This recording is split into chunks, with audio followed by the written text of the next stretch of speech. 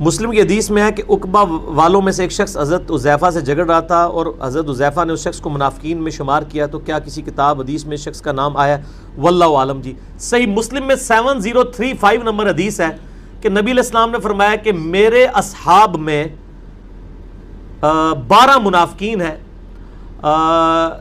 وہ اس وقت تک جنت میں داخل نہیں ہوں گے جب تک کہ اونٹ سوئی کے ناکے سے گزر نہ جائے، جیسے امپاسبل ہے، جیسے قرآن میں بھی ہے سورۃ الاعراف میں کہ کافر جنت میں داخل نہیں ہوں گے یہاں تک کہ سوئی کے ناکے میں سے اونٹ نہ گزرے، یہ عرب کا محاورہ تھا۔ تو وہ منافقین کے نام حذیفہ ابن یمان کو نبی علیہ السلام نے بتایا۔ مسئلہ 96 ہے میرا، عظمت صحابہ، رد المنافقین اور سنی شیعہ کے اختلاف کا تحقیقی جائزہ۔ حذیفہ ابن یمان نے امت تک وہ نام نہیں پہنچائے، اس لیے کہ نبی علیہ السلام نے منع فرمایا تھا، اور ظاہر ہے اس سے پھر ایک بڑا مسئلہ بھی کھڑا ہو سکتا تھا۔ بہرحال ایک اشارہ انہوں نے دے دیا تھا۔ حضرت علی کی خلافت اسٹیبلش ہونے سے 40 دن پہلے وہ فوت ہوئے، انہوں نے مرتے وقت اپنے بیٹے کو نصیحت کی تھی کہ میرے بعد جب تم اختلاف دیکھو، ان کے بیٹے کا نام تھا محمد بن حذیفہ، تو تم نے ہر مسئلے میں حضرت علی کے ساتھ رہنا ہے۔ تو اگلی گل تسی آپ سمجھ جاؤ، ٹھیک ہے جی۔ ایک بہترین کھرا نکالنے لگا۔ کھوجی کا کیا کام ہوتا ہے؟ کھرا نکال۔ چور آپ نے پکڑنا،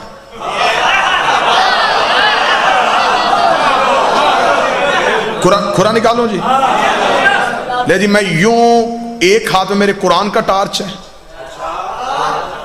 ایک ہاتھ میں تاریخ کا ٹارچ ہے، میں ان دونوں کی روشنی میں کھرا دینے لگا ہوں۔ چور کے گھر پہنچنا اب آپ کی ذمہ داری۔ منافق ظاہر نہیں ہو رہے تھے، منافق خدا نشانیاں بتا رہا تھا، اور بندے ایک دوسرے سے کہتے ہمارا نام تو نہیں ہے۔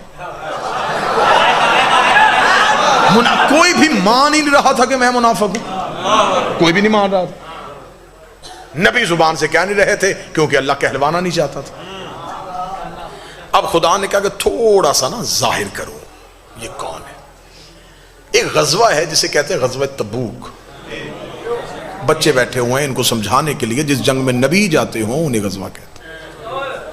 یہ واحد جنگ ہے اسلام کی جس میں سارے گئے ہیں اور رسول علی کو نہیں لے کے گئے۔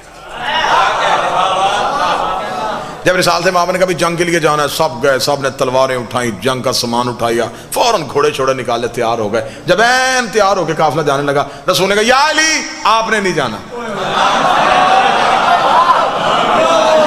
بندوں نے کہا یا رسول اللہ جانا جنگ پہ ہی ہے۔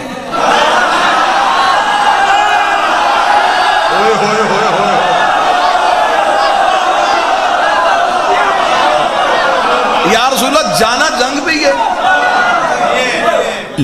لڑنا ہی نا؟ رسول نے کہا ہاں لڑنا ہے۔ تو علی، رسول نے کہا نہیں علی نے نہیں جانا۔ لڑائی علی کے بغیر، جنگ بغیر علی کے۔ سنی کتاب کا جملہ ہے، اتنا خوبصورت یہ جملہ ہے نا کہ یہ جملہ بتا رہا ہے کہ یہ جملہ شیعہ ہے۔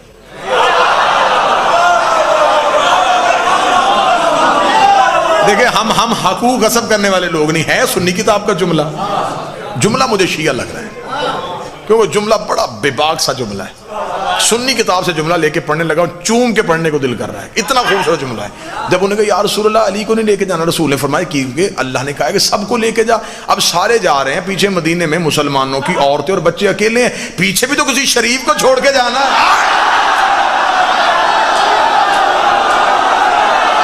ہائے ہائے ہائے، بتاؤ جملہ شیعہ ہے کہ نہیں ہے؟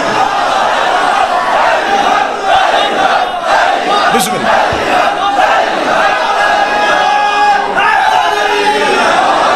تو پیچھے بھی تو کسی باعزت کو چھوڑ کے جائیں نا، جو مسلمانوں کی عزت مال ناموس کی حفاظت کرے۔ یا علی آپ رکیے، چلو بھائی۔ اب وہ سفر کتنا مشکل تھا میں لفظوں میں نہیں بتا سکتا۔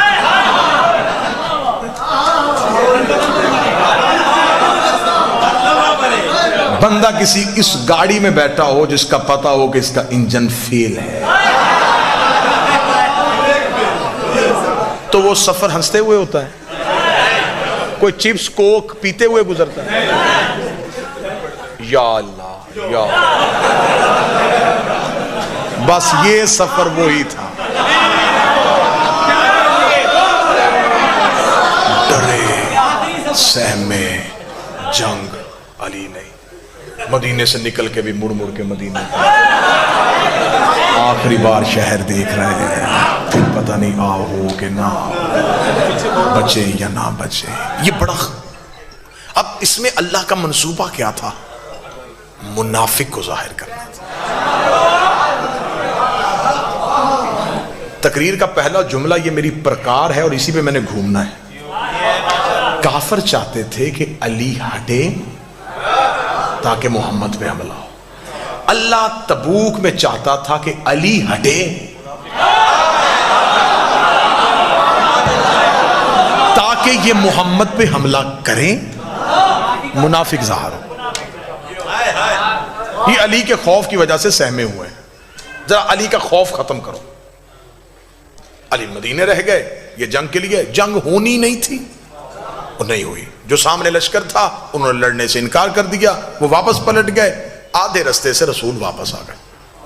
جب رسول واپس آئے تو اب تسلی ہو گئے بندوں کو کہ اب بچ گئے. اب جب تسلی ہو گئی کہ اب بچ گئے، تب انہوں نے کہا کہ اب یہ نہ بچے.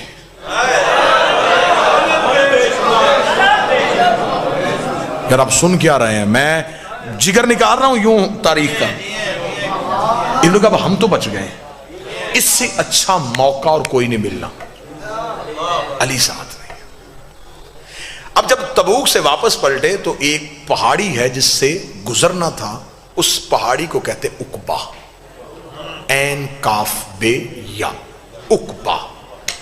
اس واقعے کو کتابوں میں واقعہ عقبہ کے نام سے یاد کیا گیا.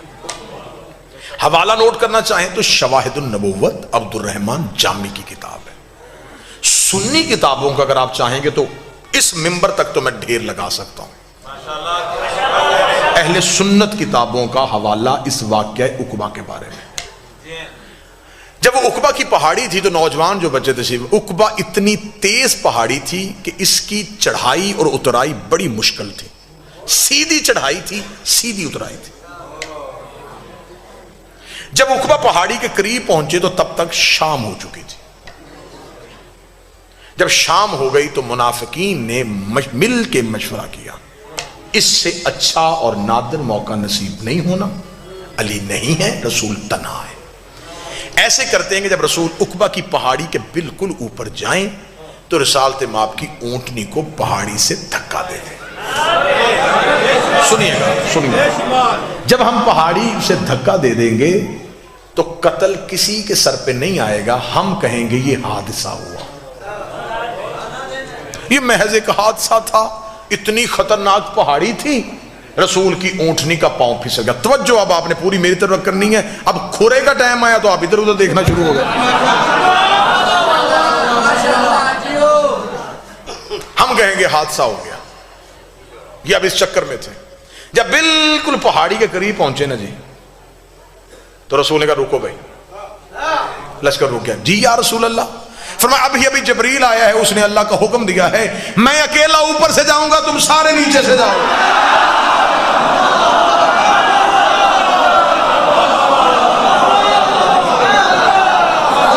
بھائی تدبیریں صرف یہ تو نہیں کر رہے تھے نا، وہ بھی کر رہا تھا. منافقین نے کہا دیکھیں یا رسول اللہ، آپ کا حکم ہے، اللہ کا حکم ہے، ماننے کو تیار ہے، رستہ بڑا خطرناک ہے، یہ آپ سے اکیلے کیسے ہوگا؟ فرمایا اللہ نے جنہیں لے کے جانا ہے ان کا نام بھی بتا دیا. کون جا رہا ہے؟ فرمایا حذیفہ یمانی اور عمار یاسر. یہ دو صحابی میرے ساتھ جائیں گے، تم سب نیچے سے جاؤ. عمار جی یا رسول اللہ، میری اونٹنی کی مہار پکڑ. لفظ سنا بالکل بعین ہی واقعہ پڑھ رہا. رسالت مآب نے فرمایا کیونکہ رسول پاک اپنی سواری کے لیے چابک یا تازیانہ استعمال نہیں کرتے. رسالت مآب نے فرمایا حذیفہ تیرے پاس تیری سواری کا چابک ہے؟ جی یا رسول اللہ ہے. وہ نکال لا. کیوں؟ میری اونٹنی کو پیچھے سے ہانکنا. حذیفہ کہتا پہ نبی کا حکم سن کے میں سہما کہ نبی تو اپنے جانور کو تازیانہ ہی نہیں مارنے دیتے. تو میرے ہاتھ میں چابک دے دیا ہے، تو میں اس سواری کو چابک کیسے ماروں گا جس پہ نبی بیٹھے ہوں گے؟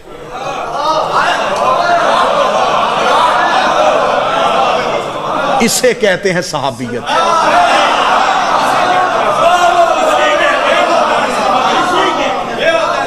اگر میں نے اس اونٹنی کو چابک مارا تو جانور کی فطرت ہے جب اس کو تازیہ نا وہ دوڑتی ہے، تو اگر یہ دوڑی تو پہاڑی خطرناک ہے، یہ سنبھلے گی کیسے؟ حذیفہ کہتا میں کشمکش میں مبتلا ہو گیا، سفر شروع ہوا، اللہ نے اتنا گہرا اور گھنا اندھیرا کر دیا کہ حذیفہ کہتے کہ مجھے اپنا ہاتھ بھی نظر نہیں آ رہا، خطرناک پہاڑی، اندھیرا۔ حذیفہ کہتا ہے کہ جب ہم بالکل پہاڑی کے اوپر جا رہے تھے تو اب منافقین نے کہا کہ اگر نبی نے رستہ بدلا ہے تو اب ہم نے تدبیر نہیں بدلنی، ہم نے آج کا موقع ضائع نہیں کرنا، ہم پیچھے سے اپنے گھوڑوں کو دوڑائیں گے، پیچھے سے جا کے نبی کی اونٹنی کو دھکا دے کے ہم واپس آ جائیں گے، ہم کہیں گے نبی نے ہمیں ساتھ لے کے گئے ہی نہیں، ساتھ لے کے جاتے ہم حفاظت کر لیتے۔ اب تدبیر ادھر سے پلٹی گئی، قتل علی پڑھنے لگا ہوں، قتل علی، جڑیں دکھانے لگا ہوں کہاں سے نکل رہی ہیں۔ انہوں نے کہا ایسے کرتے ہیں کہ ہم پیچھے سے جائیں گے۔ جب بالکل پہاڑ کے درمیان میں پہنچے انہوں نے پیچھے سے گھوڑے دوڑائے، سرپٹ گھوڑا دوڑا اوپر کی جانب، جب گھوڑا تیز رفتاری سے اوپر کی طرف دوڑ رہا تھا ایک تیز چڑھائی پہ، رسالت باب نے آواز، حذیفہ جی یا رسول اللہ، یہ جو چابک میں نے تجھے دیا ہے نا ان کے گھوڑوں کے منہ پہ مار۔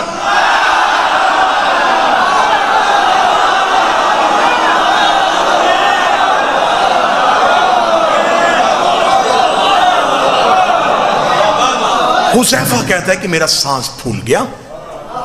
حذیفہ کہتے ہیں، حذیفہ اس کی روایت کے وہ کہتے ہیں میں سمجھا کہ کوئی لوٹنے والے پیچھے آ رہے۔ حذیفہ جلدی سے دوڑے اور حذیفہ نے تیز رفتار آتے ہوئے گھوڑوں کے منہ پہ وہ چابک مارنا شروع کیا۔ اب بہتر سمجھتے ہیں، بزرگ بہتر اس کی گواہی دیں گے کہ جب گھوڑا تیز اوپر چڑھ رہا، اوپر سے اس کے منہ پہ مارا جائے، اسے ریزسٹ کیا جائے تو وہ اسی تیز رفتاری سے پیچھے کو پلٹ جائے۔ جب حذیفہ نے ان کے منہ پہ مارنا شروع کیا تو وہ گھوڑے پیچھے کی جانب دوڑے۔ رسالت ماب اترائی جا چکے تھے، ہمارے یاسر رسول کی اونٹنی کو لے کے نیچے پہنچ چکے تھے۔ پیچھے سے حذیفہ سانس پھولا ہوا، سر سے امامہ اترا ہوا، ہٹ پٹ ہوئے رسول کی طرف دوڑے، قدموں میں گرے، یا رسول اللہ، یا رسول اللہ، یا رسول اللہ۔ رسول کی آواز آئی، حذیفہ کون تھے؟ حذیفہ دیکھا تھا، یا رسول اللہ اندھیرا پڑا تھا، ان کے چہروں پہ نقاب تھا، ان بندوں کے چہروں پہ نقاب تھا، لیکن یا رسول اللہ بندے نہیں پہچانے، گھوڑے پہچان لیے۔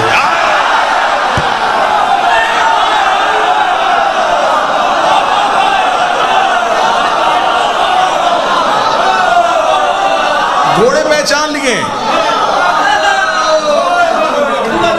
اب حذیفہ کہنے لگے، یا رسول اللہ یہ جو، کیونکہ عربوں میں گھوڑوں کی وجہ سے پہچان بڑی آسانی سے ممکن تھی، عرب تو کیونکہ سواری ان کی گھوڑا تھی، وہ تو گھوڑا بولتا تھا تو آواز پہچان لیتے تھے کس نسل کا ہے۔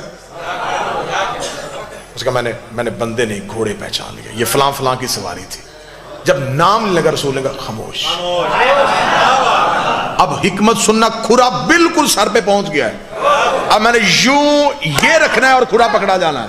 اب میں نے دیکھنا کہ آپ چور پکڑتے کیسے ہیں، اب دیکھو گا ملتان کیسے محنت سنتا ہے۔ رسول نے فرمایا حذیفہ بندوں کے نام مدینے جا کے نہیں لینے۔ کیوں یا رسول اللہ؟ انہوں نے حملہ کیا۔ فرمایا اگر تم نے مدینے جا کے ان کے نام لیے تو اسلام کی تبلیغ رک جائے گی، لوگ کہیں گے کل مکے سے بندے مسلمان کر کے لے کے گیا، مدینے جا کے پرانی دشمنی کی وجہ سے قتل کر دیے، پھر کلمہ نہیں پھیلے گا، پھر دین نہیں پھیلے گا، اسلام یہیں پہ یہی رک جائے گا۔ ان کی وجہ سے میں اللہ کا دین روکنا نہیں چاہتا، میں تبلیغ مذہب کو روکنا نہیں چاہتا۔ انہوں نے کہا یا رسول اللہ تو یہ بھی تو کوئی بات نہیں کہ ان کی اتنی بڑی سازش، اتنی بڑی سازش، اللہ نے نام بھی نہیں لیے، آپ بھی کسی کا نام نہیں لینے دیتے، اللہ بھی نام نہیں لے رہا، آپ بھی کسی کا نام نہیں لینے دیتے، پھر بندوں کو کیسے پتا چلے گا جو قیامت تک کے لیے لوگ آئیں گے، انہیں کیسے پتا چلے گا کہ تیرے مخلص کون تھے، تیرے دشمن کون تھے؟ نبی نے کہا کیا یہ نشانی تھوڑی نہیں ہے، اگر یہ میری زندگی میں مر گئے تو میں جنازہ نہیں پڑھاؤں گا، میرے بعد مر گئے تو علی جنازہ نہیں پڑھاؤں گا۔